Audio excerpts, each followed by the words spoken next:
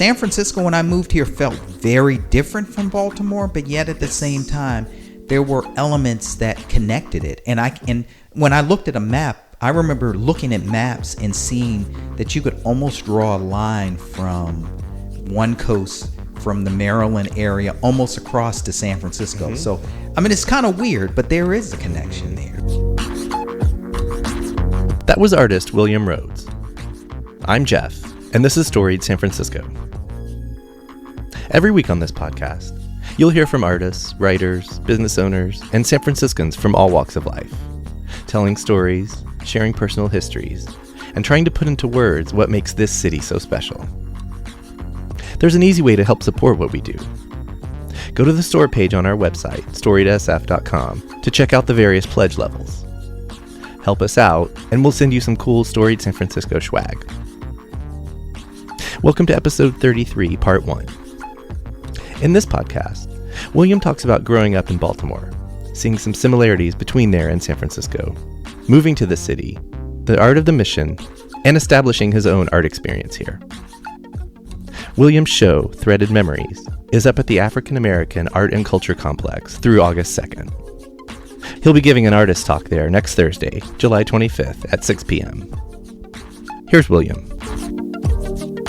So I am a wanderer in many respects. I started my journey. I was born and raised in Baltimore, Maryland, and fresh out of high school, I spent time traveling different places and went to school in Philadelphia after that, and then went to school in Massachusetts. So after that, well, I should say in Philadelphia, I went to University of the Arts, and then I graduated and went to University of Massachusetts, Dartmouth. And then spent time back in Baltimore again and met a wonderful lady, which became my wife. And through our connection and also through work that I was doing, because I was trained as a furniture maker, and I started getting jobs or commissions actually in the San Francisco Bay Area. And I think it was like serendipity because I met my wife, who was from that same location. And she's from here, or? She is. She's from San Francisco. Okay. So we things just were in great alignment, and we found our way back to San Francisco. So I've been living here for 11 years now. Okay. Do you want to talk about Baltimore? It's still the city just kind of fascinates me. It's one of these unique places. It's not like anywhere else. Would you agree with that? Absolutely. Yeah. Absolutely. Yeah.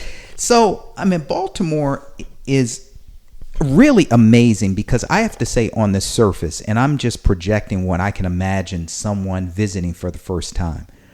On the surface, Baltimore is pretty rough. And I had some rough experiences there too. But once you, and I call it the underground city, because once you really understand the culture and you really have someone there that can help you navigate through the city, it is absolutely amazing. I mean, there are so many creative gems there, so many creative people, and just like this bizarre history, which, and I don't want to ramble, but I'm just using this as an example, talking about an underground city. I went to Baltimore School for the Arts, and at the time, I remember we were in high school, and one of my friends lived in Mount Vernon and had a party. So they invited us to go to the party. We were in the basement dancing and having fun. And we're talking the early 80s now. And the person who owned the house, he said, well, let's go check out the sub-basement. And we went into this separate section of the basement. And there was a sub-basement. And we shined a light into this sub-basement. And he told us that there were these tunnels that ran under the city. And we were like, we had been drinking and partying in high school now. And we were just like, okay, who's going to take the tour through the tunnels? And we walked maybe 2 steps and we were like, no, we can't do it. This is just too crazy. Yeah. But we found out later, Baltimore had some houses and still do that have tunnels that would run down to the harbor. I don't know if they currently run that far down, but it goes back to the time when the British used to tax all of the items that were coming into America, tobacco, etc. And so people would, like the black market, would smuggle things in. So that's the kind of city Baltimore is. I mean, you have this weird, quirky stuff that happens, and if you didn't know, no one would ever know that this kind of stuff even exists.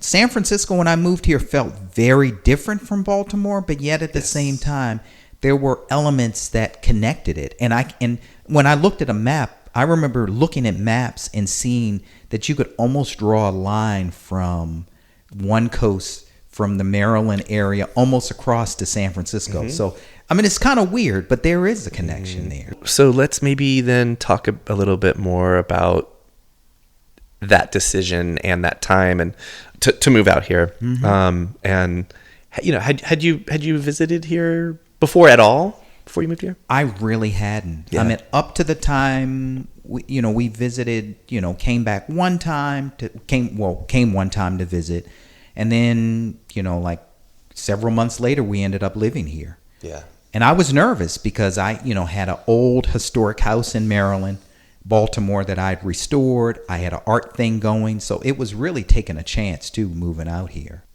You knew of San Francisco. What were your impressions before you actually came out here for the first time? I guess I was stuck in the hippie thinking, hippie era.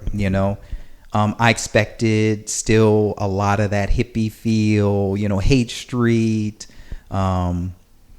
And really kind of the alternative lifestyle of people living in communes and tents. It's embarrassing to say, but there were elements like that that I thought were still taking place here. And I always look for that, and because there, believe it or not, are elements of that in Baltimore. So I felt like it would be even more of that here in San Francisco. Okay, so then you arrived. Where, like, what part of town did you live? In Noe Valley. Oh, okay, you're right. Yep. Here. So I arrived, and pretty much this was my central spot. Okay. And spent a lot of time in the Mission too, since it's close. Really walking around the Mission, taking everything in with that. What did and do you think of that area? I love the Mission. Yeah.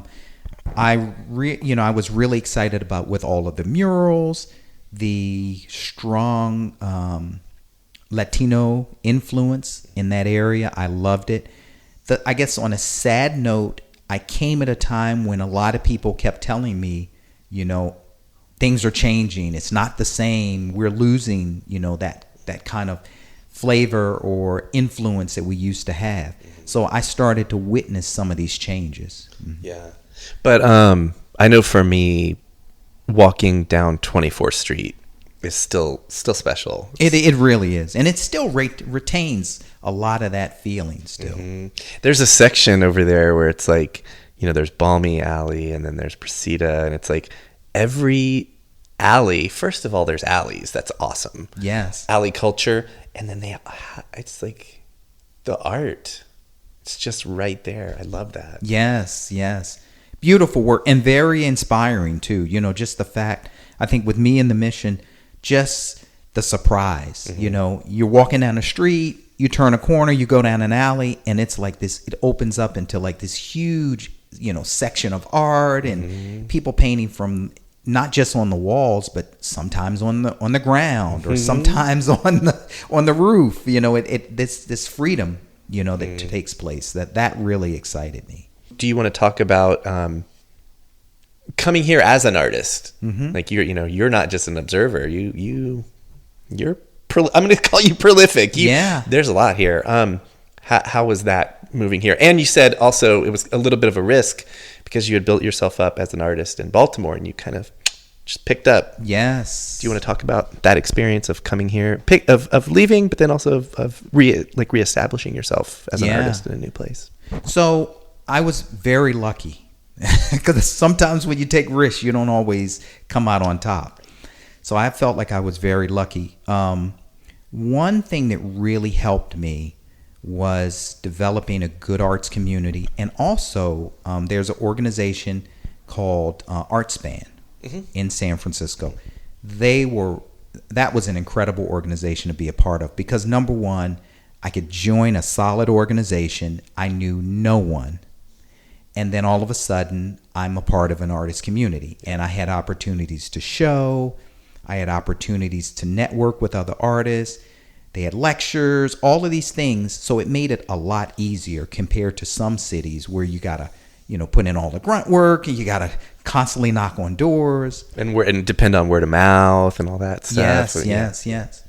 So that was amazing. And then also, over time, I formed an organization called 3.9, which was an African-American art collective. Mm-hmm. And then we became a support network and a community.